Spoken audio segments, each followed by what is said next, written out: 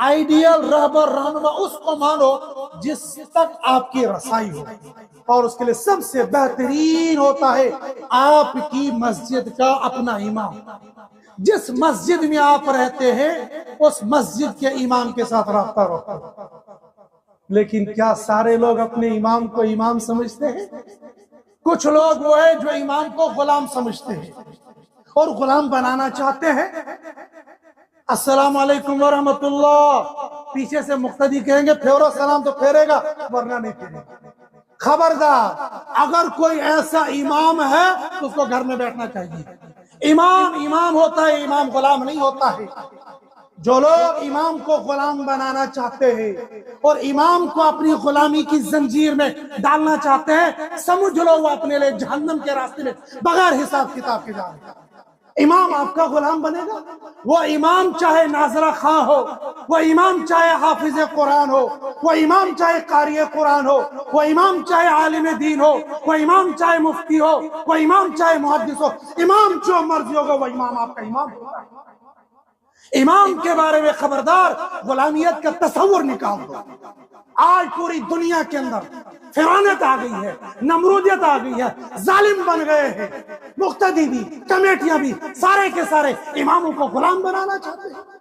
جگہ جگہ پر اماموں کو بلا وجہ ظلم کیا جاتا ہے، ان کو اپنے قبضے میں رکھا جاتا ہے، جیسا ہم کہیں گے ویسا کرو۔ خبردار، امام کو بالکل ایسا نہیں بننا چاہیے۔ ہاں، یہ ساری چیزیں نظام کو چلانے کے لیے ہے۔ الیاذ باللہ، خدا نخواستہ اگر یہ امام خلاف شریعت کوئی کام کر رہا ہے، ایسا کام کر رہا ہے جس سے امن کو خطرہ ہے، ایسا کام کر رہا ہے جس میں مقتدیوں کے درمیان میں پھوٹ پڑ رہی ہے، ایسا کام کر رہا ہے جیسے مسلمانوں کو نقصان ہو رہا ہے، پھر ایسے امام کی قتل کوئی ضرورت نہیں ہوتی ہے۔ امام امت کا پیشوا ہے، امام امت کا رہبر ہے، امام امت کے لیے آئیڈیل ہے۔ اس لیے امام کی قدر اپنے دلوں کے اندر رکھو۔ یہ امام نائب رسول ہوتا ہے، خالی ناظرہ خواہ ہے آپ کا امام، یہ آپ کا امام ہے، یہ نائب رسول ہے۔ اس جگہ پر بندہ آتا نہیں ہے، من جانب اللہ اس کو لایا جاتا ہے۔ اس کی نظیر صدیق اکبر رضی اللہ تعالیٰ عنہ پچھلے صف میں تھے، اللہ کے نبی نے وہاں سے اٹھا کر یہاں لایا۔ عمر فاروق آگے تھے، ان کو پیچھے کے نہ، یہاں پر لایا جاتا ہے۔ ہاں، انسان، امام انسان ہے، غلطی بھول چوک اس سے ہو سکتی ہے۔ اگر آپ کے امام سے کوئی بھول چوک ہو جاتی ہے، آپ اس کو کہ امام صاحب ہمیں یہ لگتا ہے کہ یہ بات غلط ہو رہی ہے، اس کو ٹھیک کر لینا چاہیے۔ اگر واقعی وہ غلط ہے اور امام اس کو ٹھیک نہیں کر رہا ہے، پھر یہ امام ہونے کے قابل نہیں ہے۔ لیکن اگر کوئی امام ہے، واقعی امام ہے، تو پھر امام کو اپنا پیشوا جانو۔ جس امام کو آپ روزانہ 5 وقت کی فرض نماز حوالے کر کے آتے ہو اور باہر نکل کر اس امام کی غیبتیں کرتے ہو، اس امام کی چغل خوریاں کرتے ہو، اس امام کے خلاف بکواس بازی کرتے ہو، اس امام کے خلاف تحریریں چلاتے ہو، اس امام کے خلاف ٹولیاں بازی کرتے ہو، تو آپ اپنے لیے جنت کا راستہ نہیں، جہنم کا راستہ بنا رہے ہو۔ لہذا اس امام کی قدر کیجیے۔ آپ کی 10-50 مقتدیوں کا امام ہے، یا 500 مقتدیوں کا امام ہے، یا 5000 کا امام ہے، وہ امام ہے۔ آپ 5 وقت فرض نماز اس امام کے حوالے کر کے جا رہے ہو۔ اگر اس امام کی نماز درست تو آپ کی نماز درست، اور اس امام کی نماز درست نہیں ہے تو آپ کی نماز بھی درست نہیں ہے، تو آپ نماز پڑھ کر بھی بے نمازی ہو گئے۔ اس کا مطلب ہے آپ نے اس امام پر اعتماد کیا ہے، اس لیے آپ اس کے پیچھے نماز پڑھ رہے ہیں۔ لہذا آپ تمام مسائل کے حل اپنے امام سے پوچھو۔ ہاں، وَفَوْقَ كُلِّ ذِي عِلْمٍ عَلِيمٍ، ہر جاننے والے کے اوپر ایک جاننے والا ہوتا ہے۔ ہو سکتا ہے آپ کے امام صاحب کے پاس اتنی نالج نہیں ہوگی، اتنا علم نہیں ہوگا، علم کمزور ہو سکتا ہے، کم ہو سکتا ہے، لیکن یہ کوئی عیب کی بات نہیں ہے۔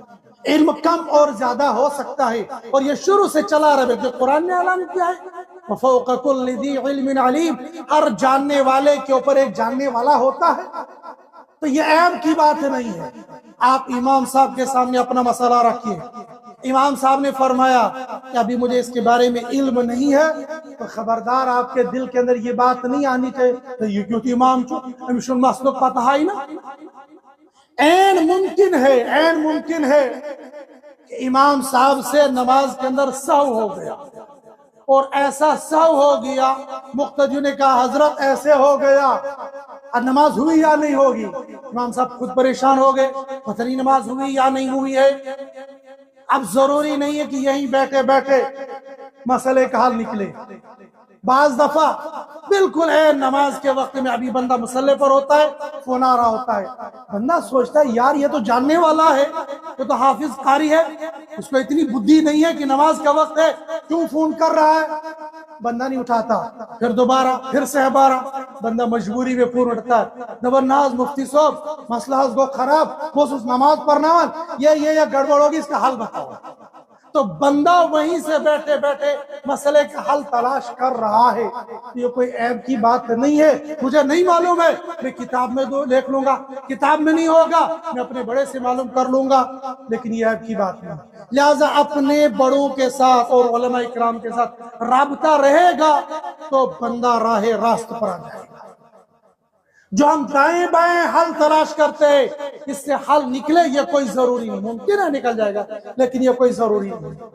دور کے عالم سے آپ رابطہ رکھو گے، کبھی اس سے ملاقات ہوگی نہیں ہوگی، اس سے رابطہ ہوگا یا نہیں ہوگا، اس لیے میں نے عرض کی اپنے امام کے ساتھ رابطہ رکھو، وہ امام آپ کو صحیح گائیڈ لائن کرے گا اور انشاءاللہ آپ کے ہر مسئلے کا حل نکالے گا۔ وَاتَّبِعْ مَا يُوحَىٰ إِلَيْكَ مِن رَبِّكَ، تیرے رب کی جانب سے جو کچھ اتارا گیا ہے اس کا حل یقیناً قرآن کے اندر ہے، آپ اسی کی اتباع شاہی امام جموں، شاہی امام جموں، شاہی